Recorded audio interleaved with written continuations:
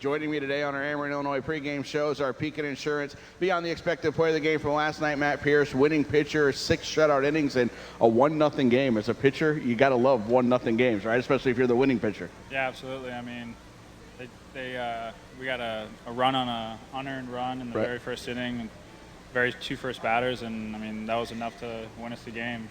Unique this way the schedule has gone. You pitched against the same pitcher last night that you faced in Cedar Rapids last week.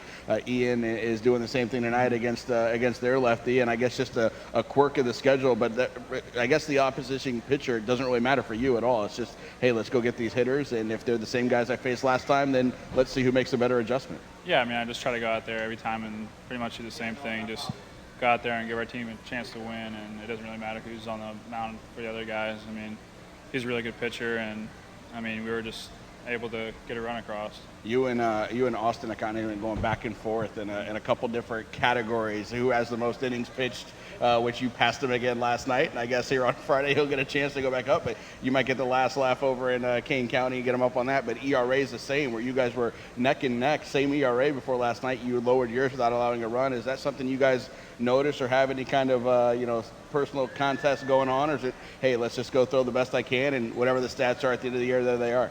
Yeah, I mean, it's something that, I mean, you're going to want to, maybe have better numbers than another guy, but it's not something that we necessarily compete over.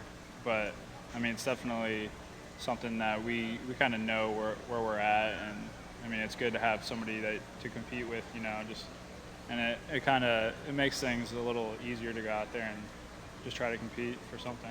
You look back from now to, let's say, the end of the first half at the end of June. What are you the proudest of for what you've accomplished on the field since that time as a pitcher?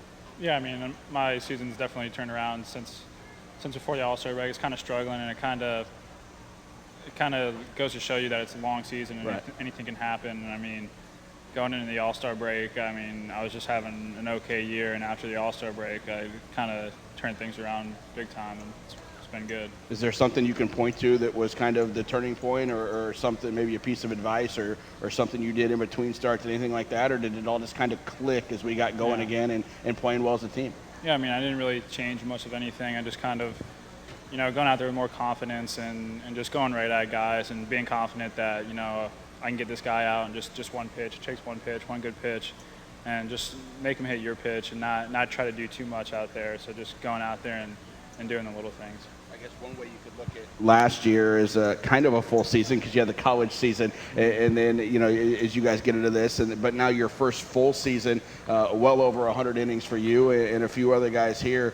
What's it take to get through that part of the season? Obviously, you guys do a lot with strength and conditioning with Kevin. You do a lot of training with Brent and all of that. But, it's still a grind. It's still the first time you put 130-plus innings into a season. So what's been the toughest part, and what's gotten you through that? Well, I mean, you gotta know, you got to know your body, and you got to go through a couple times a year where you're going to go through dead arm.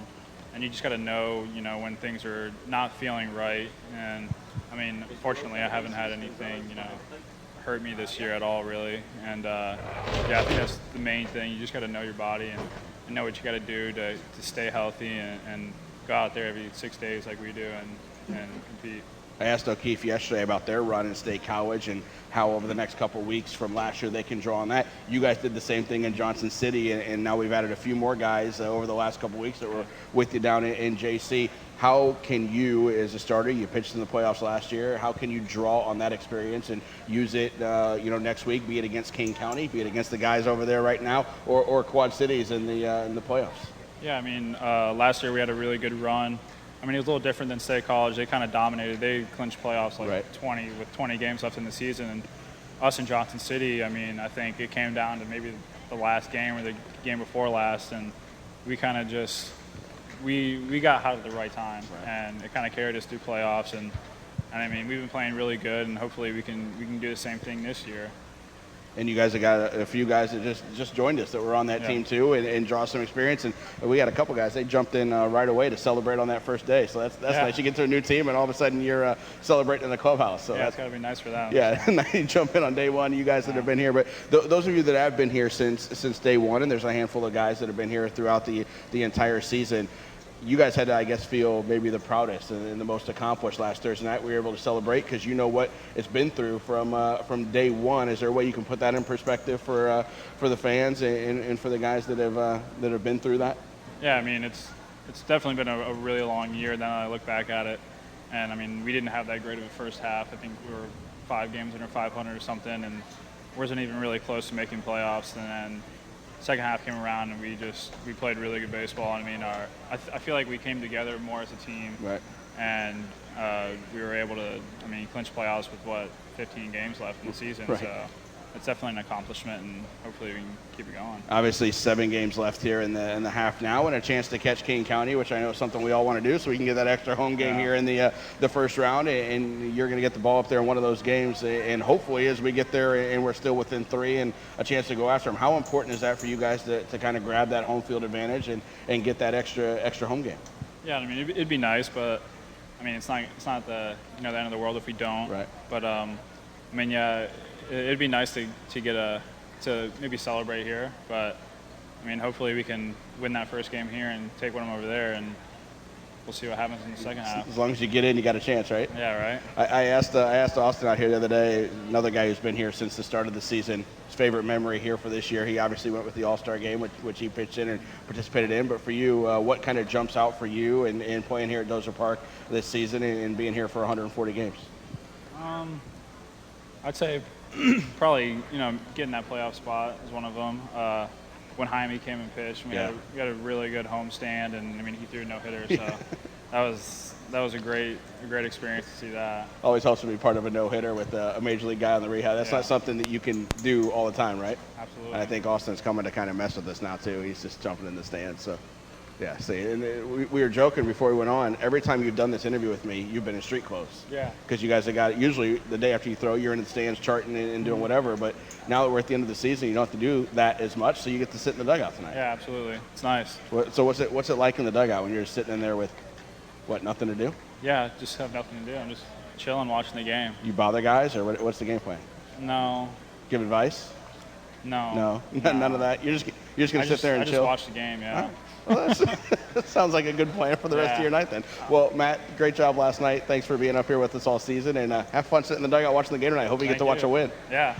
All right, Matt Pearce, our Pekin Insurance Beyond the Expected Player of the Game from last night as we get ready for the end of the series against Cedar Rapids. Not the end of the homestand, though. The Burlington Bees will be in here the next 3 nights, and we've got a lot of specials lined up here for Fan Appreciation Week. Tomorrow night, it's usually our dollar hot dogs. We're going to change things up tomorrow. Still hot dogs 50 cents tomorrow instead of $1. Brats, $1 soda, $1 ice cream sandwiches, and field box seats are $5. Then on Thursday, still a Thirsty Thursday with the $1 draft beers and $1 sodas. Add in $2 slices of pizza for Thursday night against Burlington in the 7 o'clock start. And again, $5 field box seats. Friday, we've got the field box seats for $5. First 1,000 fans through the gates get a Dozer Park canvas is the giveaway.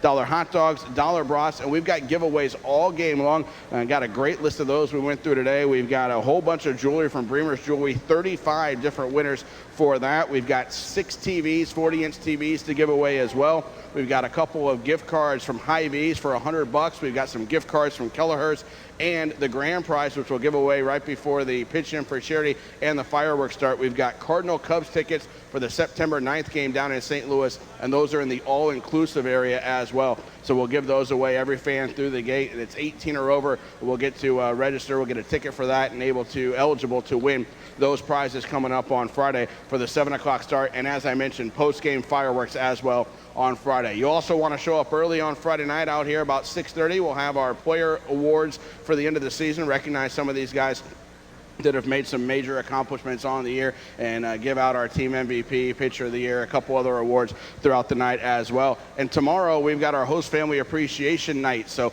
we'll have all of our host families out here and pregame, and all the guys that have lived with them throughout the season. We'll recognize them out here pregame tomorrow. So you show up early, you get a chance to check that out with us as well. We're also going to have some fun here on Thursday night in the pregame show. Our manager, Joe Cruzell, is going to take over the pregame show down here on the field and have his own pregame show. So that'll be a lot of fun, as I'm sure, as we get ready for this series against Burlington. Tonight, sit back, relax, have a lot of fun. We thank you for spending your Tuesday with us here at Dozer Park.